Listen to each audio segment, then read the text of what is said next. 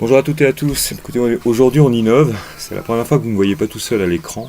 Alors je vous propose aujourd'hui quelque chose que je n'ai pas encore fait, qui est de vous présenter à la fois un Français expatrié, chez qui je loge gracieusement depuis quelques jours dans cette magnifique propriété, les Bananiers. C'est lui. Et au-delà de vous présenter Bruno, à qui je vais donc faire ce qui s'appelle une interview, vous permettre de découvrir une démarche, une activité qu'il exerce avec son épouse Stéphane, qui n'est pas présente à l'écran parce qu'elle est allée se balader au village, et qui a à voir avec ce qu'on pourrait appeler le mieux-aller, le soin, le mieux-être, mais je le laisserai présenter son activité, dont c'est l'objet donc, de cette vidéo, par lui-même. Bien, mon cher Bruno, nous on se connaît, mais ce n'est pas le cas de nos auditeurs, donc est-ce que tu pourrais te présenter ? Me présenter rapidement. C'est pas très intéressant. Sinon, je suis ingénieur, 57 ans, retraité, et je travaille depuis quelques années sur la réalité du corps humain, c'est-à-dire qui me permet de déboucher sur les soins énergétiques du corps pour pouvoir le libérer de l'essentiel de toutes les maladies que nous connaissons qui sont réputées incurables. D'accord, très bien. Et tu fais ça donc avec Stéphane et tous les gens que je suis amené à former. Très bien, ok. Alors, tu es expatrié depuis un certain temps, donc avant même d'en venir à ton activité. Qu'est-ce qui a été le déclencheur de votre, puisque c'est un projet de couple, de votre souhait de prendre de la distance par rapport à la France et de venir vous installer ici, où je crois vous êtes depuis 4 ans, dans ce magnifique pays de l'Équateur, dans une région on ne peut plus montagneuse et sereine.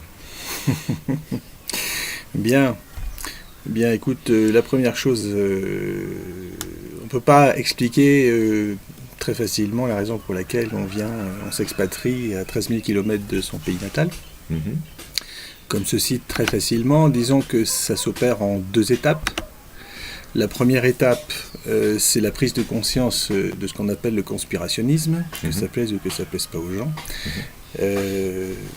Moi, je suis tombé sur les fesses il y a à peu près maintenant une dizaine d'années quand j'ai appris ce qui se passait derrière les coulisses. Bon, et comme j'ai une formation scientifique, j'ai eu du mal à trouver les preuves. Je ne suis pas comme notre ami qui est très intuitif et qui arrive à échafauder des choses intéressantes simplement à partir de l'intuition, bien que l'intuition ce soit aujourd'hui, j'ai bien compris ce que c'était, puisque ça c'est en ligne directe avec mon activité. Mais j'ai mis beaucoup de temps pour trouver les preuves, pour ce qui m'apparaissait comme complètement dément s'avère dans la réalité et que je puisse l'intégrer. Alors quand j'ai intégré cela, je me suis dit, en France et dans tout l'hémisphère nord, on va droit à la catastrophe. Donc j'ai pas envie de voir ça, parce qu'on aime son pays, on n'y peut rien, et moi j'aime la France. Et ce qui va arriver est très lourd. Donc je ne veux pas le voir. Donc je suis parti dans un endroit plus tranquille, en Amérique du Sud, où il y a plus de liberté. Et ça me permet d'être ni en Amérique du Sud, puisque je ne suis pas de l'Américain du Sud, et ni de la France, puisque je suis expatrié. Et je suis un peu en exil volontaire. Donc je suis dans une bulle qui me permet d'avoir les idées libres, les idées claires, et de penser à ce que je souhaite, et notamment à l'avenir. Alors, il y a 2 choses qu'on pourrait ajouter à ta réponse. C'est que la première, vous n'avez pas choisi n'importe quel endroit à l'Équateur, puisque nous sommes proches d'un site historique et archéologique qui n'est pas sans un certain nombre de caractéristiques. Est-ce que tu pourrais nous en dire un peu plus ? Parce que c'est lié par rapport à cette question énergétique. Oui, c'est exact. J'avais pas vu la chose sous cet angle-là, mais c'est parfaitement vrai. Nous sommes pas loin nous sommes dans l'une des 2 vallées de Vilcabamba, donc celle de Malacatos. Et dans ces 2 vallées, au centre de ces 2 vallées, il y a un pic qui s'appelle le Mandango et qui envoie des ions négatifs comme une espèce d'obélisque dans toute la nature, ce qui fait qu'on vit dans une nature extrêmement favorable pour la santé, Les gens ici vivent très longtemps, jusqu'à 130 ans. On voit cela uniquement dans 2 endroits sur la planète, ici et à Okinawa, au Japon. Et c'est dû à un certain nombre de facteurs, dont le facteur essentiel, c'est justement beaucoup d'ions négatifs envoyés par cette montagne au centre d'un cirque, d'une part, et d'autre part, une vie sans stress, tranquille, un peu recluse, il n'y avait pas de route ici il y a 10 ans à peine, et dans une nature qui est à peu près conservée. Il y a un deuxième élément qui, je pense, peut rentrer aussi en ligne de compte direct par rapport à ce choix, qui n'est pas un choix d'abandon. Quand on s'exile de son pays, c'est pas qu'on... Non. Ça n'a rien à voir, c'est juste qu'on prend la bonne distance pour pouvoir vivre positivement un certain nombre de choses sur lesquelles on n'a pas prise. Et utiliser donc une période d'extrême difficulté en crescendo pour justement s'appuyer là-dessus afin de vivre les années les plus fortes de son existence, quelle qu'en soit la finalité. Donc le deuxième élément qui me semble important dans votre biographie à Stéphane et à toi, c'est de dire que vous n'êtes pas que seul, vous êtes parents. Vous êtes parents de 5 enfants. Voilà, ce qui s'appelle une famille nombreuse. Donc quelque part impliqué par rapport à votre propre progéniture, qui n'est pas complètement à l'ouest par rapport à tous ces sujets non plus. Exact. Les enfants ont suivi dans cette évolution de la recherche de la réalité, de la vérité, et donc en sont arrivés aux mêmes conclusions que nous, librement, parce qu'il faut vraiment ne pas vouloir voir la vérité aujourd'hui avec tous les moyens que nous avons, Internet, etc., pour se dire... il n'y a pas de solution. Il n'y a pas d'autre solution aujourd'hui qu'Internet pour avoir la réalité, pour avoir la vérité. Il n'y en a aucune autre. Donc les gens qui disent où est la vérité, qui regardent par Internet, ce n'est pas possible aujourd'hui. Donc ils ont suivi, et donc aujourd'hui, à travers leur démarche, leur vie, etc., les plus anciens à 30 ans, aujourd'hui, ils sont arrivés à la même conclusion que nous. Alors, un point qui est quand même, je pense, assez intéressant, c'est de se poser la question de savoir, en termes de cheminement, à la fois professionnel et donc intérieur, parce que les deux sont toujours liés, comment on peut passer d'un métier qui est un métier très, très fonctionnel, d'ingénieur dans le civil, à une activité en couple autour du soin et autour des énergies, c'est-à-dire sur un champ qui, certes, s'appuie sur le corps humain. Le corps humain n'est pas quelque chose de complètement étranger à ce qu'on pourrait appeler une approche scientifique, mais à cette approche, vous rajoutez tous les deux une approche qui, chez nous, en Occident, est souvent mise dans une catégorie où le rationnel pur a du mal à frayer un chemin, parce qu'il n'y a pas que ça. Comment on passe de l'un à l'autre ? Alors, c'est une question passionnante. Merci. C'est une question passionnante parce que justement, elle pose question. Et c'est une des questions qu'on se pose le plus en France et on se la pose beaucoup, mais on n'arrive pas à avancer, à passer au-delà. Et je pense que c'est à cause d'une certaine hypocrisie. La réalité, quelle est-elle quand on est ingénieur ? On a une formation scientifique. Qu'est-ce que la science ? La science, c'est l'étude des rapports de cause à effet.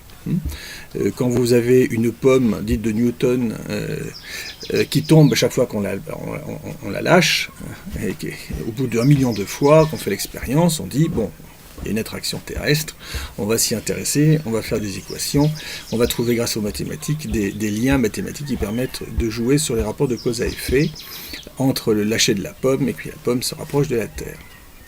Bien. Quand on en arrive au domaine énergétique, moi j'y suis arrivé tout à fait par hasard, simplement parce que j'ai eu un enfant, mon aîné, qui a eu un problème de fatigue chronique, mais alors une fatigue incroyable, puisqu'à l'âge de 24 ans, 25 ans, il suivait des études de médecine, il ne pouvait plus travailler que 2 heures par jour, tellement il était fatigué. Et évidemment, il a dû redoubler son année, et si ça avait continué comme ça, il a envisagé très sérieusement d'arrêter ses études. Dommage. Et je m'y suis accroché, j'ai travaillé là-dessus, j'ai regardé Internet où il y a beaucoup d'informations, bonnes et mauvaises, mais beaucoup de bonnes quand même. Et je me suis aperçu qu'en fait, il était vidé de son énergie. Alors qu'est-ce que l'énergie ? C'est l'énergie vitale. C'est l'énergie qui fait que si vous n'êtes jamais au soleil, à la fin, tôt ou tard, ça va porter sur votre santé. C'est l'énergie qui fait que quand vous avez des gens qui sont proches de vous et puis qui sont toujours en train de vous coller, etc., ils vous pompent, comme on dit. Ils vous pompent quoi ? De l'énergie. Et à la fin, ils vous sucent inconsciemment votre énergie et vous êtes véritablement crevé. Et vous pouvez en mourir, si ça va très très loin, bien entendu. Donc, cette notion d'énergie vitale, je l'ai vécue en direct sur le corps de mon fils, que j'ai essayé, tant bien que mal, de soutenir. Et donc, à force de chercher de l'information à ce sujet, je suis tombé des nues. Je me suis aperçu qu'il y a un monde invisible, que cette énergie vitale n'est absolument pas prise en compte dans la médecine officielle. Et c'est très curieux. Chez nous. Chez nous. Chez nous. Chez nous. En Asie, c'est pas différent. Le cas. Bien entendu, c'est la base de leur travail, une des bases de leur travail. Mais chez nous, on ne tient absolument pas compte de l'énergie vitale. Or, l'énergie vitale, c'est une énergie qui dépend de la qualité de la nourriture que vous mangez, qui elle-même doit être vitalisée. Donc, les fruits sur les arbres qui mûrissent au soleil pendant des mois et des mois et qui s'offrent à votre table sont éminemment plus énergétiques que des fruits qui sont on va trouver dans les étals des supermarchés. En clair. Bon, en clair. En gros, c'est ça, c'est-à-dire tout ce qui est non bio, non énergétique, etc. Et où on utilise des produits chimiques qui diminuent justement l'énergie vitale. Bien. Ceci étant posé, cette énergie vitale est fondamentale pour nous, pour la vie. Si vous enlevez l'énergie vitale d'une personne, elle en arrive à être déprimée, puisque l'énergie vitale, c'est la joie. Plus vous êtes bourré d'énergie, plus vous êtes spirituel, plus vous êtes joyeux, plus vous avez envie de vivre, et votre santé est optimale. Et vous vous apercevez que beaucoup de problèmes que vous avez diminuent, pour jusqu'à s'éteindre. Donc ce problème de l'énergie vitale va très très loin. Et la première chose que je me suis aperçu quand j'ai travaillé sur mon fils, c'est que cette notion d'énergie vitale que j'ai découvert en direct sur lui et que j'ai essayé de travailler quand j'ai travaillé sur lui, je me suis aperçu qu'il n'était absolument pas enseigné en faculté de médecine. Et je me suis dit, tiens, je suis en train de découvrir une nouvelle chose sur les réalités qu'on nous cache. D'accord. Et là, il s'agit bien d'une boîte de Pandore. Croupion, qui est à côté de moi, peut vous parler tous les jours de la réalité du monde et de la réalité extérieure visible. Et je me suis aperçu qu'il y avait une réalité invisible qui est en fait celle qui dirige le visible. Voilà. Donc tout doucement, je suis passé d'une formation d'ingénieur à la réalité de mon fils qui avait un problème non compris par la médecine, bien entendu. Des gens qui sont en fatigue chronique, il y en a des dizaines de milliers en France, ils ne peuvent même pas travailler pour la plupart, toute leur vie est foutue en l'air pour des raisons qu'ils ne comprennent pas. Et on s'aperçoit in fine qu'on peut rectifier tout à fait ce genre de problème, sans trop de difficultés en fait, quand on connaît, on sait comment ça fonctionne. Et on arrive à des résultats qui montrent que ce que l'on intuite du monde invisible est bien réel. C'est-à-dire que de la même façon que quand on travaille dans le domaine de la conspiration, on peut démontrer sans aucune difficulté qu'il y a des dysfonctionnements qui ne peuvent pas s'expliquer normalement. De la même façon, dans le monde invisible, on s'aperçoit que c'est eux qui gouvernent notre santé, et il y a bien des êtres qui sont de l'autre côté du monde visible, et qui nous font beaucoup de mal, et dont on ne veut surtout pas entendre parler. Alors, parce que j'imagine que sur ce genre de sujet, on va séparer nos auditeurs en 3 morceaux. Il y a ceux qui sont affranchis, au courant, ouverts sur ce type de sujet. Il y a ceux, évidemment, qui sont au milieu, c'est-à-dire qui ne demandent qu'une chose. Ça les intéresse, ça les intrigue, ça les interpelle. Ils n'ont pas encore vraiment creusé le sujet. Ils ne demandent qu'à être convaincus pourvu qu'on sache trouver les mots. Et puis, il y aura les éternels sceptiques qui ont le droit d'y être. Ma foi, les sceptiques font partie de la vie.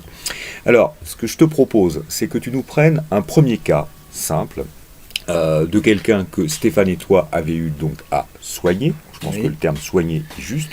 Il faut s'en méfier, sinon on risque d'avoir des problèmes avec le milieu officiel. Mais bon. On va prendre le verbe soigner dans l'acceptation pure du dictionnaire et non pas de l'école de médecine. Bueno. Et donc, au travers de ce cas simple, de pouvoir relater tout simplement quel était le problème de l'individu en question, quel travail vous avez fait, Stéphane et toi, et quels ont été les effets et à quelle échéance. Bien. On peut pas répondre directement à cette question sans omettre une étape intermédiaire. Allons-y. L'étape intermédiaire, c'est on ne peut pas comprendre les miracles de Jésus, comme exemple, si on ne sait pas ce qu'il y avait en fait comme connaissance de l'être humain dans cet homme, pour faire ce qu'il faisait. Ce que nous faisons est du domaine, on peut le dire, miraculeux. Aujourd'hui, ça peut être vu comme miraculeux. De la même façon que des sauvages, quand certains jésuites allaient en Amérique du Sud, on leur donnait un aspirine à l'époque, si tant est que ça exista, et bien les sauvages, tout de suite, leur fièvre disparaissait, etc. Et donc, c'était comme un miracle. Mais pour nous, ce n'est plus un miracle parce qu'on connaît les fonctionnements. Alors, pour moi, on voit tous les jours dans les cas que nous traitons des miracles, on fait des miracles, tout simplement. Parce que, en fait, vu de l'extérieur, on ne comprend pas ce qui se passe. Donc, il faut déjà comprendre ce qui se passe et la réalité du corps humain, dans un premier temps, pour ensuite comprendre ce qui n'est pas des miracles et finalement un fonctionnement assez simple du monde invisible et comment on peut jouer avec pour rétablir la santé des autres, des personnes. Donc, que sommes-nous ? En fait, il y a très longtemps, peut-être 10-15 ans, j'ai eu une faculté qui m'est venue comme ça. Ça m'est vraiment venu comme ça. Quand je posais une question à mon cœur me répondait. Voilà. C'est-à-dire que quand je baissais ma conscience, qui est, quand on s'y intéresse, localisée quelque part dans son corps, toujours dans la tête, parce que j'étais très mental, quand elle descend dans son cœur, eh bien, à ce niveau-là, on peut poser des questions et il y a une réponse. Alors très longtemps, je me suis dit, mais qu'est-ce que c'est que ces réponses qui sont très, très, très belles sur le plan mystique ? Je me suis dit... peut-être n'importe quoi, j'ai oublié. Et puis, 10-15 ans après, quand je me suis intéressé justement à ces phénomènes d'énergie vitale, ces problèmes énergétiques du corps, j'ai réussi à réaliser à volonté cette capacité, en fait, en faisant travailler mon intuition. Et je me suis aperçu qu'il y avait un phénomène intuitif qu'on a ouvert, compris, qui est lié à un système qui est en nous et qui lie le cœur, c'est-à-dire l'endroit où viennent toutes les informations de l'invisible, il faut bien le dire. Il y a une liaison entre le cœur et la conscience. Et quand cette liaison est ouverte, eh bien, on peut discourir très facilement avec ce qu'on appelle son surmoi, son surconscient, ce qu'on veut. En fait, c'est le canal de l'intuition. Il s'agit du canal de l'intuition. Et une fois qu'on a établi une liaison directe entre la conscience et le cœur, eh bien, on a accès, en posant des questions tout simplement à son cœur, au domaine invisible, et on peut poser toutes les questions que l'on souhaite. Le problème, c'est que dans la grande majorité des êtres humains, ce canal n'est pas utilisé, il n'est pas ouvert, et la plupart du temps, il est fermé. Donc quand on l'ouvre, énergétiquement, ces informations arrivent. À partir de ce moment-là, quand on a accès au monde invisible, on s'aperçoit, à force de questions, de recherches, d'exploration, on s'aperçoit que toute la médecine asiatique a un fondement. Parce qu'on le vit. En posant des questions d'une part, et en d'autre part, en travaillant dessus. On le voit en direct. Alors ça s'appelle en fait chez nous de la clairvoyance, mais chez nous c'est simplement, dans notre activité, c'est simplement un bon lien entre la conscience et l'intuition, c'est-à-dire le cœur. Alors en passant du côté asiatique, on s'aperçoit de la médecine asiatique, c'est-à-dire des énergies, on s'aperçoit qu'effectivement l'homme est constitué d'aura, il a un cocon autour de lui, et la meilleure façon de s'en rendre compte est extrêmement simple, c'est quand je suis trop proche d'une personne, disons à quelques centimètres, je suis pas bien du tout. Pourtant je ne la touche pas. Donc c'est dû à quoi ? C'est qu'il y a bien contact quelque part. Et c'est justement nos cocons, nos manteaux extérieurs qui rentrent les uns dans les autres, puisqu'ils ont diverses tailles, et en rentrant les uns dans les autres, on ressent qu'il y a une proximité. Et on n'est pas bien parce que ça n'est pas la nôtre. Donc il y a un problème, c'est ce qu'on appelle le problème d'intimité. Alors, À partir de là, on s'aperçoit effectivement, et on le vit en direct, on est bien entouré d'une coquille, et que cette coquille est notre fort intérieur. Dans cette coquille, vous avez toutes les auras, et tous les corps énergétiques. Je simplifie. On va appeler ça le corps subtil, pour simplifier. Le corps subtil est environné dans le monde invisible de prédateurs.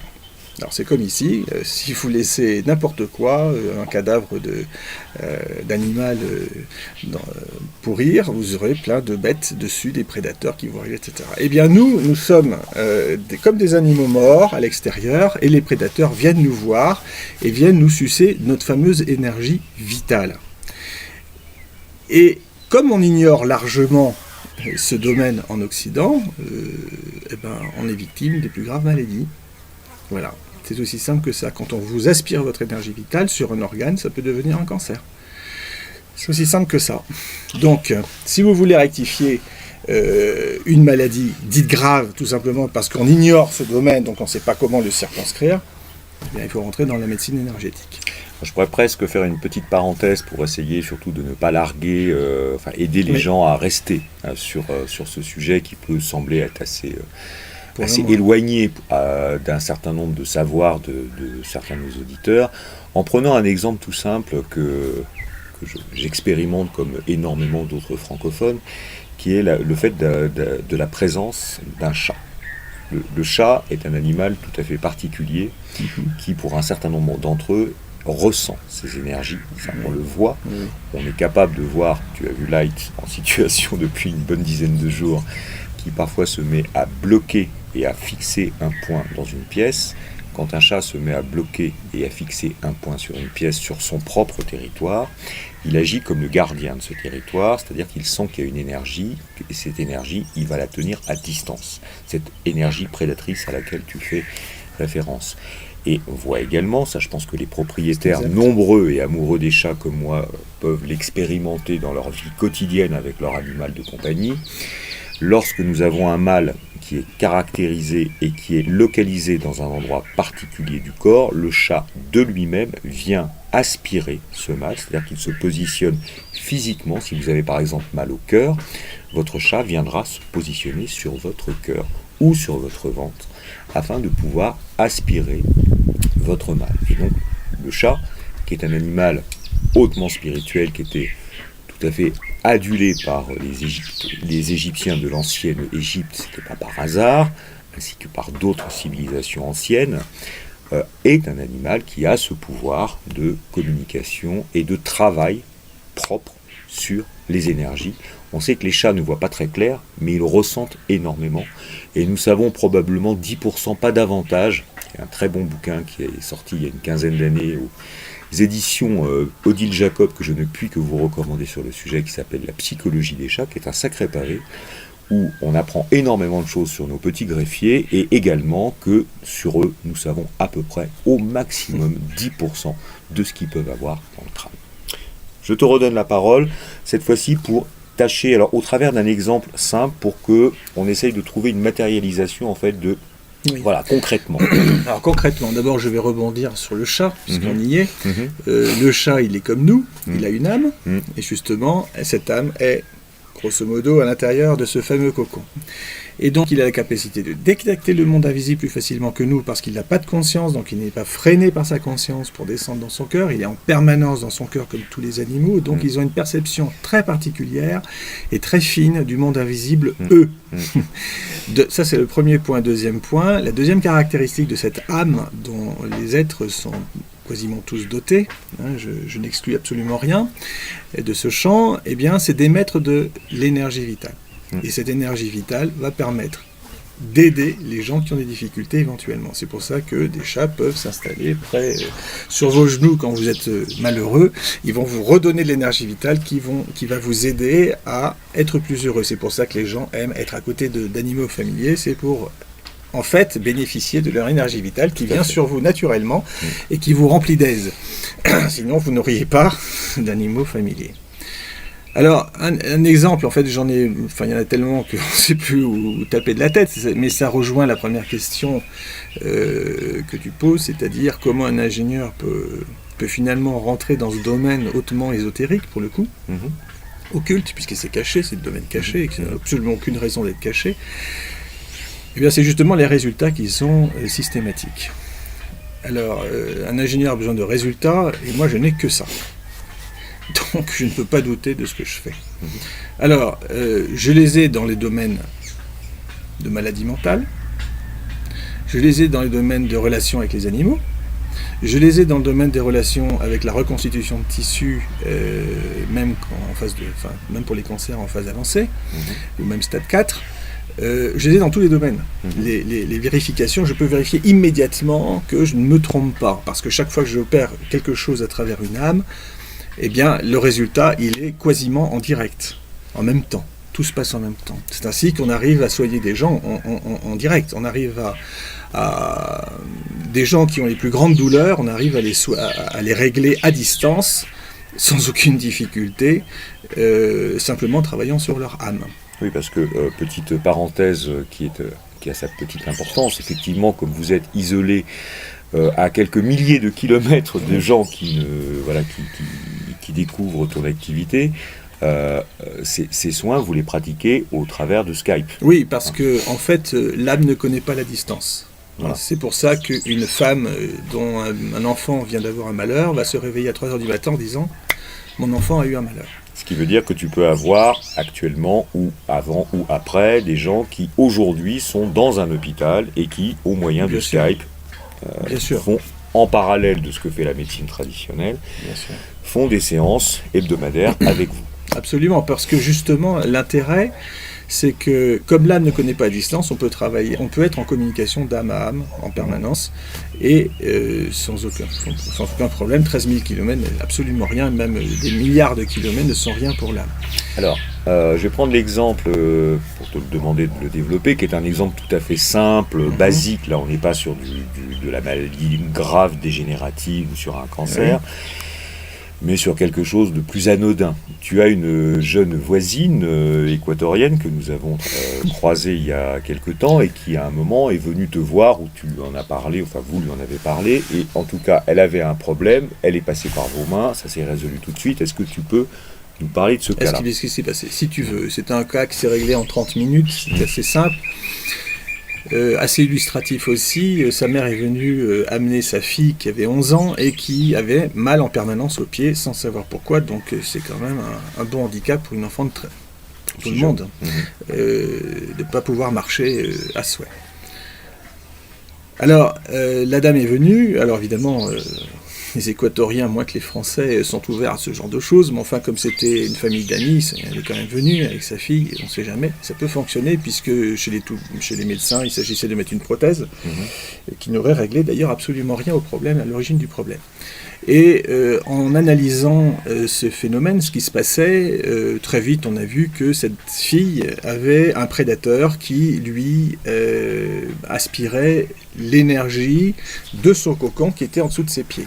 Donc, manque d'énergie vitale égale douleur. Trop d'énergie vitale égale bonheur.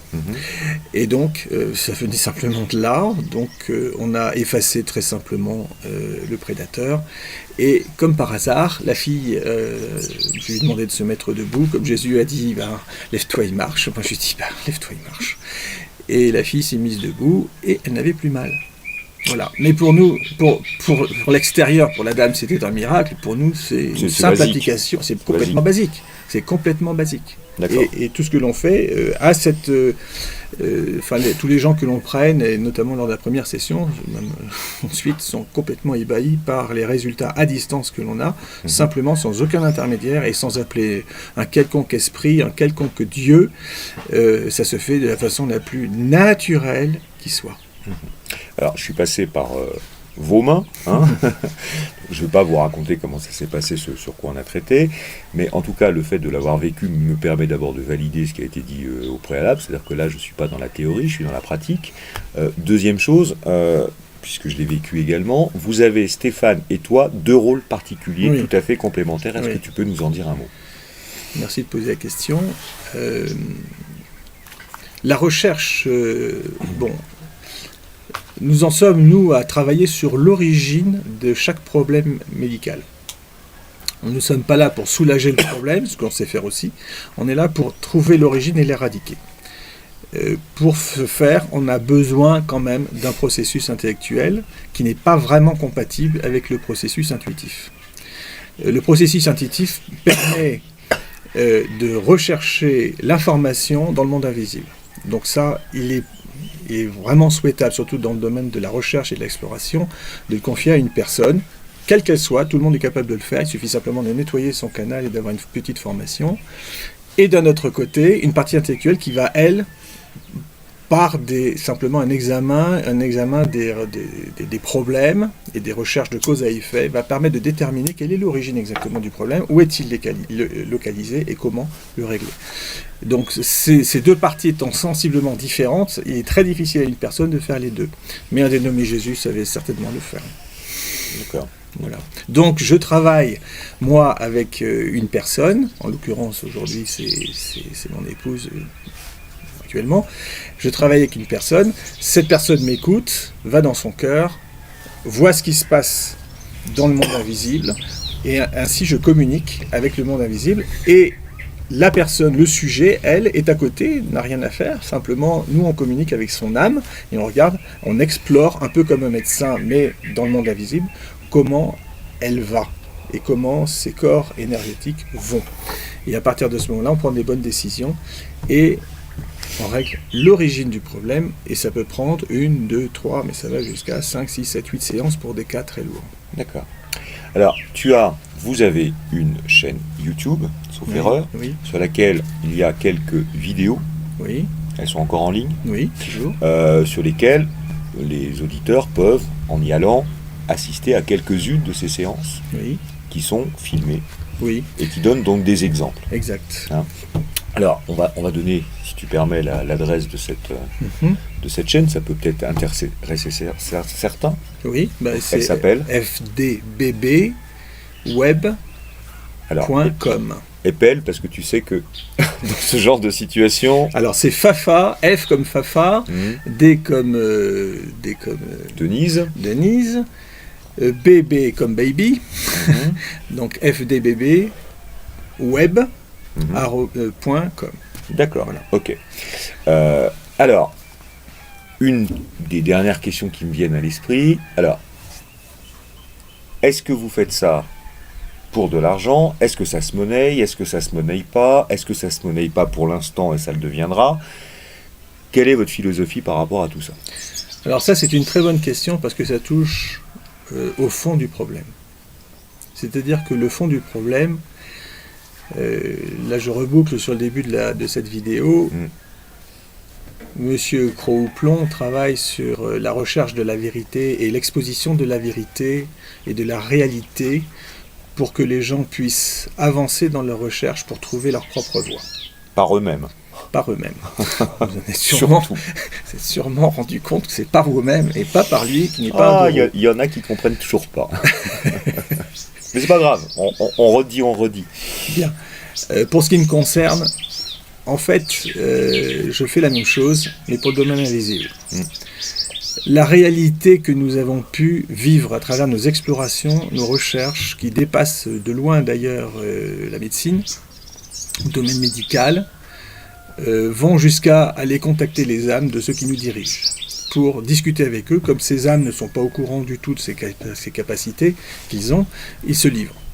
Donc on a l'information, et encore une fois, une confirmation de tout ce qu'on sait sur 80% ce qu'on sait sur la conspiration. On va le vérifier en direct. Tu vas passer un petit moment avec Jacob de Rothschild, c'est ce que tu es en train de nous dire. Je peux pas dire ce que je fais. Non, on est d'accord. C'est pour que les gens comprennent mieux.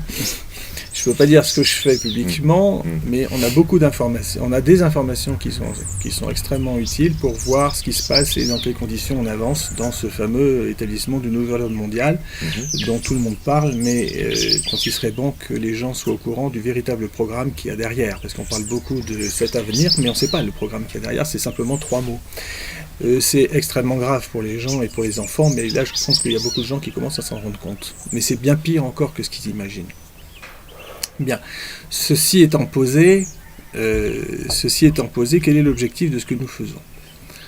Bien, en réalité, face aux malheurs qui nous attendent, parce qu'il n'y a franchement pas beaucoup de solutions, hein. En tout cas, pas dans un affrontement direct. Ça certainement pas, malheureusement. Ça Y serait la compris dans solution des facile. démarches citoyennes, Non, politiciennes, pas du enfin tout. bref, dans leur terrain de jeu, quoi. Absolument pas, parce qu'on est dans leur terrain de jeu. Bien sûr. Et leur terrain de jeu, c'est la peur. Hmm. Bien. Dans notre démarche à nous, en fait, la peur disparaît, soit parce qu'on la traite sur le plan énergétique, c'est un type d'énergie qu'on peut traiter, c'est la peur disparaît sur tous les sujets. Moi-même, je me suis fait, donc j'ai plus peur de rien, ni de la mort, ni de quoi que ce soit. D'autant que je sais ce qui se passe de l'autre côté, parce qu'on a accès évidemment après à travers cet éveil intuitif, l'éveil de l'intuition que nous faisons, nous avons accès à ce qui se passe après la mort, assez facilement d'ailleurs, et donc on peut préparer la suite, et pour ceux qui savent la préparer, disons qu'elle peut être au contraire une ouverture, et pas du tout une fermeture, comme pour beaucoup de gens pourraient le penser. Donc, la peur se traite.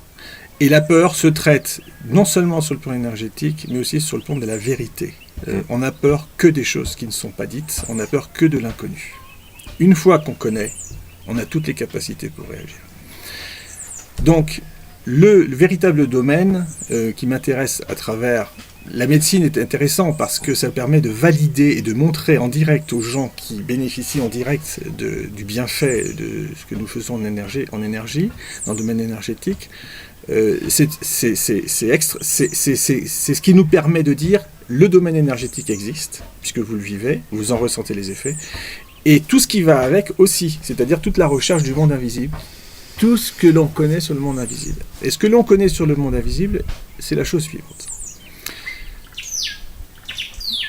Les gens qui nous dirigent sont dirigés en fait par le monde invisible. Voilà, vous vous appelez comme vous voulez, Lucifer, Satan, etc. J'en oublie des meilleurs. Dajjal. Tout ce que vous voulez. Ce monde-là est dirigé effectivement par un monde invisible. Et il y a des réunions qui sont faites. Je vais vous simplifier l'idée, mais des réunions au plus haut niveau, sur différents points financiers, politiques, ce que vous voudrez, et qui sont réalisées autour d'une table avec un certain nombre de personnes, peut-être 5, 10, 12, et vous avez un 6, 8, 13e siège qui est vide. Voilà. Et c'est ce siège qui décide. Bien. Donc les énergies, les entités qui sont de l'au-delà ont des formes et qui dirigent la planète. Pourquoi ? Eh bien parce que ces entités sont découplées de ce qu'on appelle Dieu, la source, qui, elle, diffuse à volonté l'énergie vitale qui permet aux êtres de vivre, et ceux-ci se sont découplés les êtres qui nous dirigent se sont découplés de la source. Et comment faire pour avoir cette énergie vitale dont ils ont besoin ? Comme ils ne peuvent pas manger, eh bien, ce sont des prédateurs de l'énergie vitale de l'humanité. Donc, l'objectif de ces êtres qui dirigent la Terre depuis des centaines de milliers d'années, ça n'a pas été le cas toujours, mais depuis qu'ils sont arrivés, c'est simplement de créer la souffrance, la peur, les maladies, notamment, je ne peux pas tout dire quand même, et cela permet de faire suder des corps une énergie de haine, de violence, de mal-être, qui leur permet de nourrir, eux et leurs cohortes, de prédateurs, de plus petits prédateurs. Et ceci nous fait penser qu'on est un peu comme des chiens, bourrés de tiques, et on n'est pas au courant. Voilà. Et quand vous enlevez ces tiques, les unes après les autres, vous vous sentez comme par hasard, vous allez beaucoup, beaucoup mieux. Vous voyez pourquoi, puisque moi je dis tout, vous comprenez pourquoi quand vous le faites, et les dépressions s'en vont, les cancers disparaissent, les maladies d'Alzheimer disparaissent, j'en passe et des meilleurs. Les fatigues chroniques, vous ne savez pas pourquoi, vous êtes tout le temps fatigué à une extrême, c'est pas possible, ça disparaît également, et tout de suite ça va mieux. Voilà. C'est le monde dans lequel nous vivons. Ok, donc j'en reviens à la question que je te posais au préalable, donc tu viens de faire une bonne introduction. Est-ce que vous en vivez ? Est-ce que vous avez l'intention d'en vivre ? Quelle est votre philosophie là-dessus ? Alors je rebondis de nouveau sur ton métier, sur ton activité, parce qu'elle est similaire à la mienne, mais sur un autre plan. Mon objectif, c'est la libération des hommes et de l'humanité, et de les aider en sachant dans quel monde vraiment nous vivons. Donc le monde englobant, invisible, et qui explique le monde, ce qui se passe dans le monde visible. Donc c'est quelque chose qui dépasse une activité professionnelle financière normale. Donc tous les gens ont accès. Et de toute façon, nous demandons rien lorsqu'il n'y a pas de résultat. Et nous accrochons à tous les cas pour régler chaque cas les uns après les autres. Alors ça, c'est le premier point. Le deuxième point, en réalité, ce qui se passe, c'est que les gens nous donnent ce qu'ils ont envie à la fin du soin, si le soin s'est bien passé. Comme ça, tout est simple. D'accord. Il n'y a pas donc de tarification, il n'y a pas quelque chose qui serait accessible à certains ayant un certain nombre de moyens et pas à d'autres parce que ne les ayant pas. C'est pas du tout. Vous avez déconstruit en fait par rapport à ce qu'on appelle un système marchand. Ah oui, complètement. On a un ordre de grandeur qui est 100 € de l'heure, mais en fait, il n'est pas respecté. C'est ce que les gens peuvent donner en fonction de sa référence. Et s'ils ne peuvent rien donner, ils ne donnent rien. Voilà. Je pense qu'on est à peu près ex aequo par rapport à ma conception de qu'est-ce qu'on fait par rapport à des bouquins qu'on écrit. On les vend à ceux qui veulent les acheter et on les donne à ceux qui ne peuvent pas. Et c'est tout. Oui. Écoute, mon cher Bruno, je pense qu'on a fait à peu près le tour. Je vais te redemander de bien vouloir, pour nos auditrices et auditeurs, redonner une adresse mail auquel ils peuvent, si ça les intéresse, entrer en contact avec vous. Très bien, c'est fdbbweb.com. Voilà. Ça, c'est le site. Ça, c'est le site. Et l'adresse mail. Et le mail, c'est fdbbmail@gmail.com. Voilà, je pense qu'on a été complet. Donc, cette démarche que je vous présente, parce que je la trouve extrêmement intéressante, faisant votre miel, que chacun conserve ou évolue sur ses propres systèmes de croyances. J'invite tout un chacun, évidemment, à pouvoir creuser ces différentes questions et donc interroger, c'est toujours très intéressant, ses propres systèmes de croyances qui parfois ne sont pas si personnels que ça. Je pense que quand on est dans un monde où tant de choses se mettent à dysfonctionner d'une manière aussi rapide, la capacité à remettre en cause un certain nombre de ces croyances fait partie de choses qui peuvent libérer l'être. Je crois que la démarche de Bruno et Stéphane font partie de cette panoplie de choses qui peuvent permettre, pourquoi pas, à un certain nombre d'entre vous d'avancer sur un chemin du mieux aller. C'était le but notamment de cette vidéo. Bruno et moi, nous vous saluons. À bientôt. Merci.